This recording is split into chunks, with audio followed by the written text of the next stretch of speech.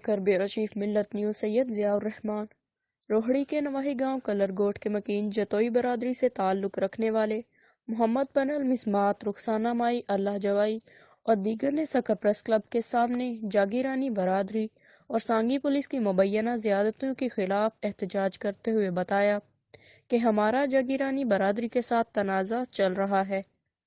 چند روز قبل سانگی پولیس جاگیرانی برادری کے کہنے پر ہمارے گاؤں پر چڑھائی کی اور سائیں داد شہمیر کشمیر کو بے گناہ گرفتار کر کے نامعلوم جگہ منتقل کر دیا اور 3 دن قبل سائیں داد کو جھوٹے پولیس مقابلے میں قتل کر دیا۔